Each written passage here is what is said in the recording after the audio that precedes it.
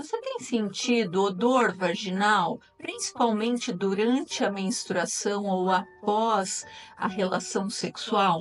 Quando você usa o banheiro, você sente um cheiro de peixe podre?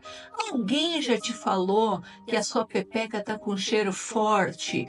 Ou você já notou um corrimento amarelado, tipo leite condensado na sua calcinha? Se você Pois disse sim para qualquer um desses itens, você pode estar com vaginose bacteriana. E nesse vídeo eu vou te ajudar a tratar esse problema comum na vida da mulher. Oiê, eu sou a doutora Franciele Minotto, médica ginecologista, obstetra e sexóloga. E estou aqui nesse vídeo para te ajudar a tratar esse problema que é recorrente na vida da mulher, que é o cheiro de peixe podre na pepeca. A vaginose bacteriana é uma infecção comum na vida da mulher e com múltiplos agentes. Então, são várias bactérias que podem estar relacionadas com a vaginose bacteriana. E todas elas moram na vagina da mulher. Então, a vaginose, esse cheiro de peixe podre na vagina, não é uma doença sexualmente transmissível. Então, não tem benefício da gente tratar o parceiro, exceto numa condição especial que eu vou falar bem mais tarde nesse vídeo. Bem, mulheres de todas as idades podem ter a vaginose, inclusive crianças na pré-puberdade, quando os hormônios femininos começam a causar uma epitelização ali na parede vaginal e começam a surgir os lactobacilos. Nisso, as bactérias que vão começar a colonizar essa região também podem aparecer e se proliferar demais por conta da alteração do pH, alteração do ambiente. Então, essa vaginose bacteriana, assim como a candidíase vaginal, ela é uma infecção endógena, porque os patógenos, os bichinhos, eles moram na gente. E uma desproporção na quantidade deles é que provoca a infecção. Na verdade, o corrimento ele tem a ver com a nossa defesa, é um aviso da nossa defesa de que tem alguma coisa lá fora de ordem, de que houve uma alteração no pH, uma diminuição da flora vaginal, que teve alguma alteração em relação aos lactobacilos que facilitou essas bactérias a proliferarem demais e causarem uma superpopulação que levou o sistema de defesa a ter que lutar contra isso. Como tanto a candidíase como a vaginose são infecções endógenas, quer dizer que eu posso ter as duas associadas uma à outra. Então, pode ter um corrimento inespecífico, com cheiro, com coceira, porque as duas estão ali dentro, as duas estão causando inflamação. Então, é comum, não é raro, eu ter as duas infecções ao mesmo tempo. Então, daí a gente pode fazer tratamentos concomitantes, tanto da vaginose quanto da candidíase. E quem são os tratamentos? E quem são os bichinhos? Deixa eu ver se eu já falei tudo disso que eu tinha dividida aqui para essa parte, sim. Então, a vaginose, principalmente é causada pela Gardnerella vaginalis, é a principal causadora. Então, vocês vão ouvir muito eu falar Gardnerella, vaginose, e vão ler também na internet muito sobre a Gardnerella. Sempre que falar Gardnerella, mobiluncus, tem a ver com vaginose, que vocês vão ver no próximo slide, que são os dois principais causadores. Uma coisa que eu também disse no vídeo lá da candidíase, o Papa Nicolau ou a colposcopia não estão indicados para o diagnóstico das vaginoses e nem das vaginites. Eles estão relacionados com a prevenção, o diagnóstico do câncer do colo do útero. Então, eu não tenho que fazer o preventivo, o Papa Nicolau e a colposcopia para saber se eu tô com vaginose bacteriana. E na verdade, se eu precisar fazer, porque o meu Papa Nicolau está em época de colher, ou eu preciso fazer uma colposcopia porque viram uma lesão no meu Papa Nicolau, viram uma alteração no meu Papa Nicolau, o ideal é tratar a vaginose antes de colher o Papa Nicolau e antes de fazer a colposcopia, porque a vaginose principalmente pode alterar o resultado do Papa Nicolau e apareceu uma lesão lá que não existe, que é só por conta da inflamação que as bactérias estão causando ali na tua vagina, no teu colo do útero. Então, quando necessário colher o Papa Nicolau, primeiro tratar. Ele não serve para diagnóstico de vaginose e nem de candidíase.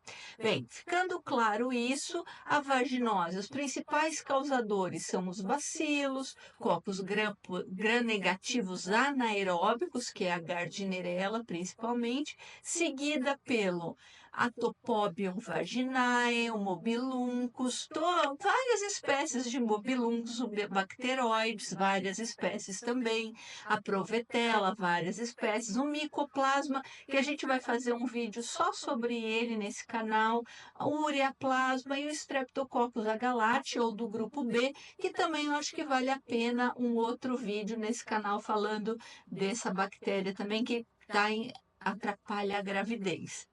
Bem, então vocês veem, são várias as bactérias que causam esse problema. Então não é só uma. A Gardnerella é o gram-negativo anaeróbio mais frequente. Todos esses outros aqui são gram-negativos anaeróbios.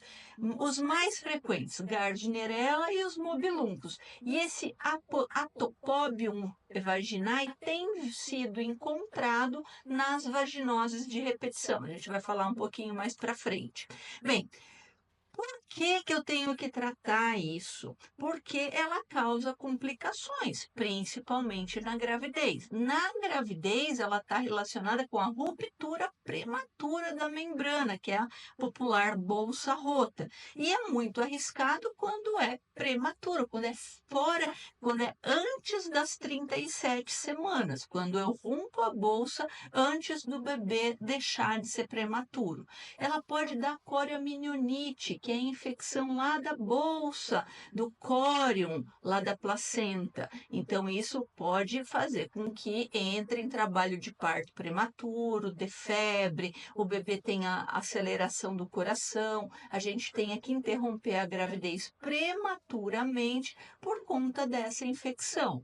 Ela também pode dar endometrite pós-parto ou pós-cesárea. Eu estava com essa infecção, não tratei durante a gravidez, fiz a cesárea ou o parto e depois eu comecei a ter febre, ter corrimento fétido, ter muita dor abdominal. Então, eu vou chegar ao diagnóstico de endometrite pós-cesárea ou pós-parto, que uma das causas é a vaginose não tratada na gravidez.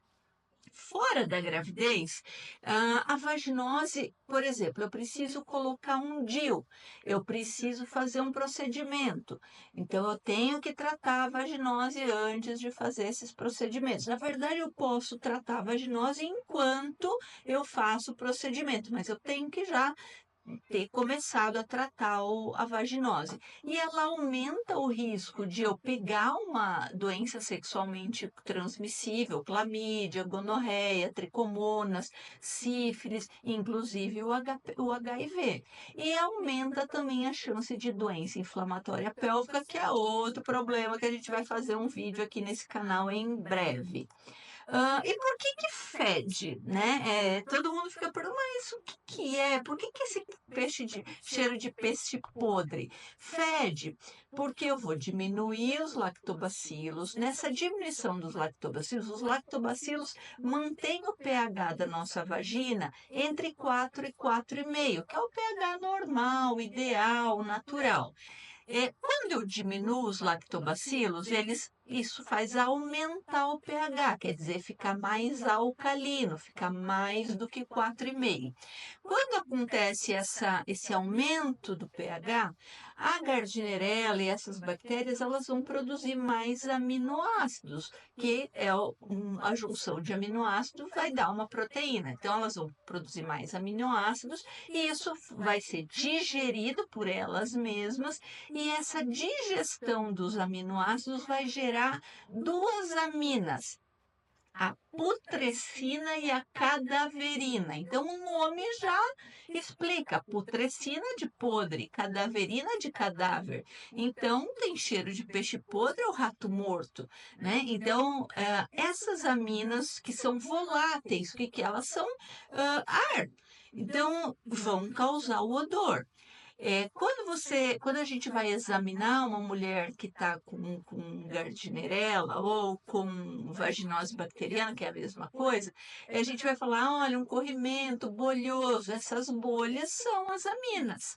Então, e por que piora na menstruação e depois da relação sexual? Porque o sangue é alcalino, então ele aumenta mais ainda o pH e vai fazer sair essa amina, vai vir esse cheiro, e o esperma também é mais alcalino que a vagina, vai fazer sair o cheiro. Tanto que quando eu vou fazer o teste, vou confirmar o diagnóstico, eu vou usar o KOH, que é o hidróxido de potássio a 10%, que é alcalino.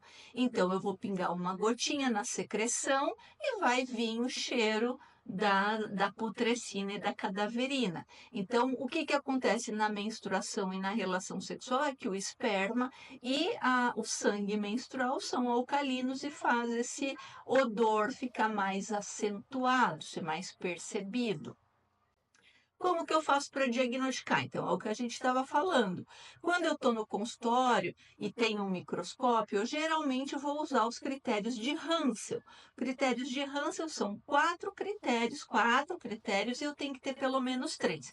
Mesmo sem microscópio, eu posso fazer o diagnóstico pelos critérios de Hansel, porque você vai ver, um dos critérios é corrimento vaginal homogêneo, que é diferente da candidíase, que vai ter aquele corrimento grumoso, ou tipo papel molhado ou leite talhado. Esse não, vai ser homogêneo. Eu sempre gosto de falar tipo leite condensado. Então, eu vou ter um corrimento vaginal homogêneo, geralmente perolado ou acinzentado.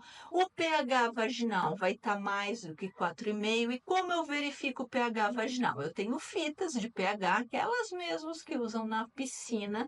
A gente vai colocar na parede vaginal lateral, sem encostar no colo do útero, por 1 minuto, ou pegar a secreção vaginal e passar em cima dela, tirar o excesso, e vai ver no gabarito ali, vai ler ali na embalagem, geralmente tem o gabarito. Então, são 4 cores e aquelas cores elas vão se encaixar naquele gabarito. Então, vai ficar entre 4, 4,5, 4,5 e 5, 5, 5, entre 5 e 6. Então, quando eu vou ter que, para eu falar que é uma vaginose bacteriana, o pH vai ter que estar mais do que 4,5. Presença de Klucel. A Klucel, eu escrevi errado aqui, é Clue, trocou o U pelo E.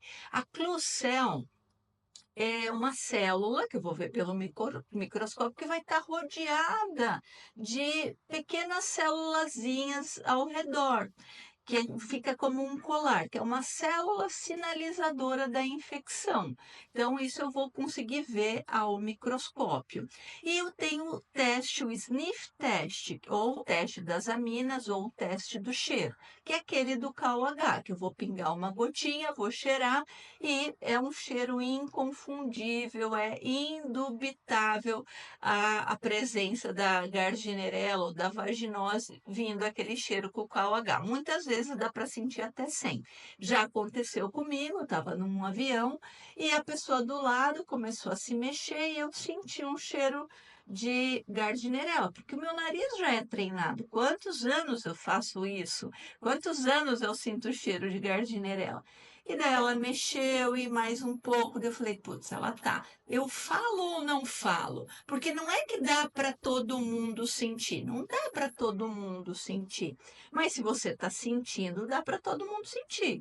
E eu sinto porque eu já estou treinada, é igual o enólogo. O enólogo vai cheirar o vinho e vai sentir aroma disso e daquilo. Eu, que não sou enóloga, vou cheirar e não vou sentir cheiro de nada. Vou sentir cheiro de tanino, geralmente. Então, eu já tenho o nariz treinado e acabou que eu venci a minha discussão comigo mesma e perguntei para ela: Oi, você está assim incomodada com alguma coisa, com algum cheiro? Ela falou: Tô. Eu falei: Pois é, eu sou ginecologista e você está assim, assim, assado. Eu acredito que você está com vaginose, faz isso, aquilo. Ela poderia ter ficado ofendida, lógico, mas eu não ia conseguir terminar a viagem sem dar um aviso para ela, né? Então, esses são os critérios de Hansel. Dos quatro, eu preciso ter três para fechar o diagnóstico de Gardnerella ou vaginose bacteriana. Eu tenho também os critérios de Nugen, que é relacionado à bacterioscopia pelo Gram. Isso já é geralmente eu uso quando eu estou tendo uma vaginose de repetição, que não está respondendo ao tratamento, então você vai lá e pega e pede a bacterioscopia da secreção vaginal, vai vir um resultado, você vai analisar e colocar nos critérios de Nugen. Lá no blog sexologasincera.com tem os critérios de Nugen descritos lá no post falando sobre o tratamento da vaginose. Mas geralmente o que a gente usa são os critérios de Hansen. E o tratamento? Bem, o tratamento é recomendado para as mulheres sintomáticas, que estão reclamando, que estão com corrimento, estão com cheiro, piora na relação sexual ou na menstruação. Isso são sintomas. Então, correto tratar, e nas grávidas, mesmo se elas forem assintomáticas. Aqui no Paraná, onde eu estou morando agora, em Curitiba especificamente, todas as grávidas, na primeira consulta do pré-natal, fazem o teste do cheiro, o teste das aminas, dando positivo, vai ser tratado. Então, isso é corretíssimo, falo, perfeito. Isso acontece no SUS. E, lógico, eu já trabalhei em vários lugares no Brasil, não vi acontecer em muitos lugares. Curitiba está de parabéns. Então, eu vou tratar as grávidas porque a gente já falou tanto de complicação que dá na gravidez. Nos casos, então, eu já falei também sobre inserção de DIU, cirurgia ginecológica, exame invasivo do trato genital. É bom eu tratar antes ou concomitante ao procedimento. E a recorrência, vocês vão falar nos comentários, a recorrência é muito grande.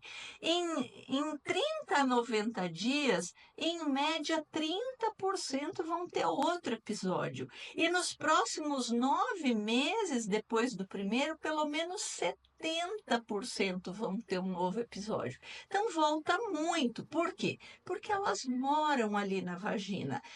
Mudou o ambiente vaginal, vai mudar a flora, vai mudar o lactobacilo. Então, a alimentação é importante para os lactobacilos, diminuir a ingestão de carboidratos, principalmente farinha branca.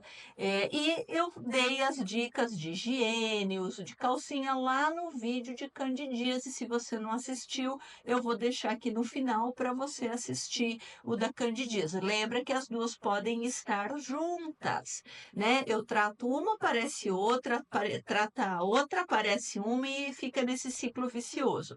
Então, mais aqui para frente, eu vou dar uma outra diquinha sobre quando tem as duas. E as causas da recorrência? Por que fica voltando? Atividade sexual sem parceiro ou com múltiplos parceiros, ducha vaginal, que não está indicado fazer ducha vaginal, raríssima. Às vezes eu posso contar em um dedo, dois, três dedos de uma mão, às vezes que eu falei para fazer ducha vaginal. É caso muito específico. Quando eu utilizo o DIU, por quê? O DIU, ele é um corpo estranho que está no nosso trato genital. Então, o nosso corpo, ele fica mais alerta, fica mais defensivo. Então, as mulheres que usam DIU vão reclamar notar que aumentou um pouco o fluxo vaginal. E com isso, com esse aumento dessa defesa, eu posso ter um desequilíbrio mais fácil da flora vaginal e ter mais vaginose ou Gardnerella, como preferir. E lógico, são bactérias, elas podem ter resistência aos antibióticos, principalmente a Atopobium vaginae, é mais gostoso falar Gardnerella e Mobilungus, Atopobium ainda é muito difícil para mim. Principalmente ela tem mostrado resistência ao metronidazol e está presente geralmente nas vaginoses de repetição. Eu também posso ter uma inadequada resposta imune. Quando eu estou usando corticoide, quando eu estou fazendo quimioterapia, quando eu fiz algum transplante que eu tenho que usar imunossupressor, quando eu estou com SIDA, né? AIDS, que já é a manifestação do HIV, quando eu tenho uma baixa na minha defesa, geralmente uma baixa da defesa celular e não tanto moral do sangue. Agora tem uma coisa legal que a literatura científica mostra, que a circuncisão masculina, ela é um fator proteção para a vaginose bacteriana. Olha que legal. Então, se teu marido é circuncidado, legal, provavelmente você tem menos vaginose e menos vaginite também. E como não é uma infecção sexualmente transmissível, tratar o parceiro não faz sentido, a não ser que sejam duas mulheres, que fazem sexo com mulheres. Muitas pesquisas demonstram que quando eu pesquiso a vaginose nas duas do casal, a chance de as duas terem é muito grande. A prevalência da vaginose nas duas é alta. Então, nesse caso, especificamente quando são mulheres que fazem sexo com mulheres, quando eu trato as duas, eu posso diminuir a recorrência. E qual que é o tratamento? Bem, eu vou mostrar o do CDC, que é o Ministério da Saúde lá dos Estados Unidos, que é o Central of Control and Prevention de infecções, né, de doenças infecciosas, é o Centro de Controles e Prevenção de Doenças. Lá eles orientam, eles preconizam o metronidazol 500 miligramas. Uma coisa que eu tenho que deixar claro, no Brasil não existe metronidazol de 500 miligramas, existe comprimido de 250 miligramas e 400 miligramas. E sempre eu brinco com as pacientes, 400 não é igual a 500, então são dois comprimidos de 250 de 12 em 12 horas, ou seja, 2 vezes ao dia por 7 dias. Ou metronidazol gel, pelo menos a 75%, uma vez por dia, naquele aplicador de 5 gramas, intravaginal, por 5 dias.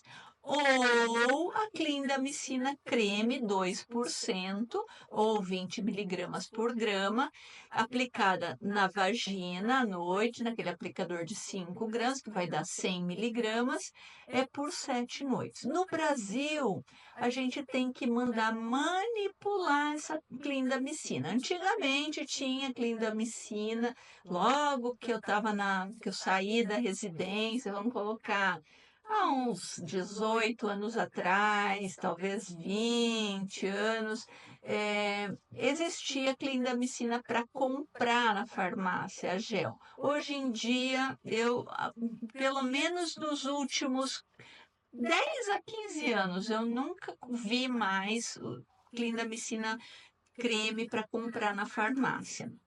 Os laboratórios não se interessam.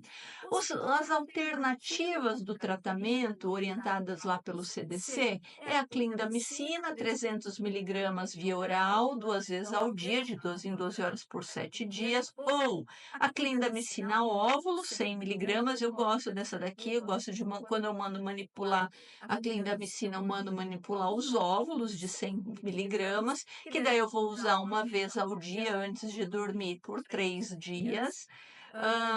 O sequinidazol é uma coisa que não precisa de receita, não é considerado antibiótico, tanto a metronidazol quanto a clindamicina são considerados antibióticos, então vão precisar, mesmo o creme vaginal, vão precisar de receita médica, tanto para pegar no SUS quanto para comprar na farmácia. O sequinidazol e o tinidazol não são considerados antibióticos, então você pode comprar sem receita. 2 gramas via oral, dose única do sequinidazol, ou o tinidazol tem 2 jeitos de usar. 2 gramas uma vez por dia por 2 dias, ou 1 grama uma vez por dia por 5 dias. Tenho que fazer um adendo que tanto o sequinidazol, quanto o tinidazol, quanto o metronidazol, eles têm um efeito parecido com o disulfiram, que é um remédio que a gente usa para tratar alcoolismo. Quando a pessoa toma o disulfiram e toma álcool junto, passa mal. E passa mal de um jeito sério, pode até morrer da depressão respiratória, arritmia cardíaca, convulsão, dependendo da quantidade de álcool e até o óbito.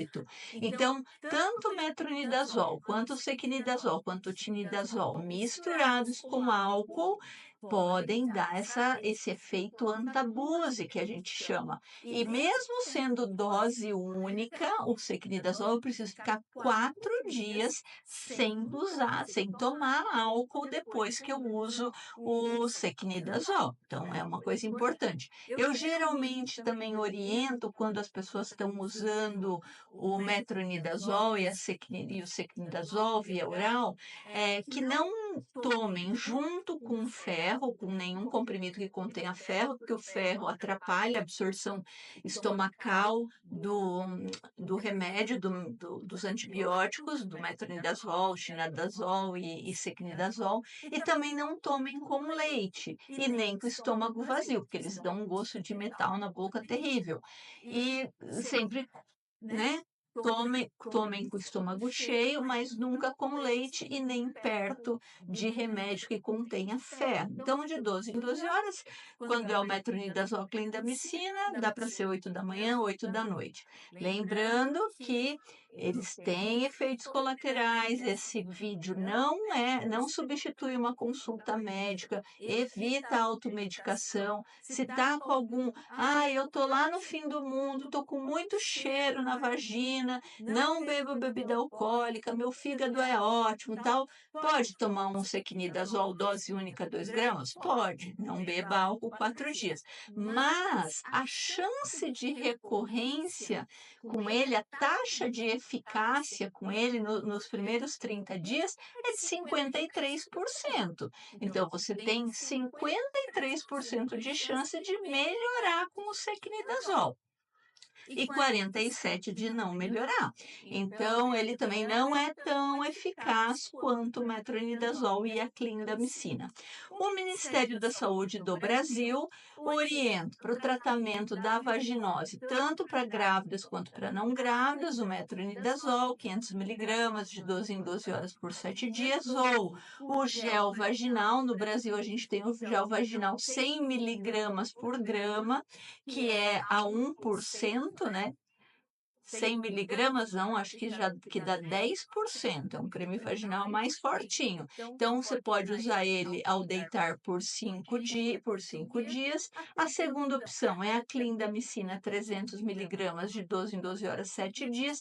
E na recorrência, indicam o metronidazol, 500 miligramas de 12 em 12 horas por 10 a 14 dias, ou o metronidazol vaginal, que é aquele 100 miligramas por grama, 10%, e um aplicador cheio via vaginal uma vez por dia por 10 dias, seguido do tratamento supressivo, que é com óvulo de ácido bórico a 600 miligramas por dia por 21 dias, e o metronidazol gel 2 vezes por semana por 4 a 6 meses.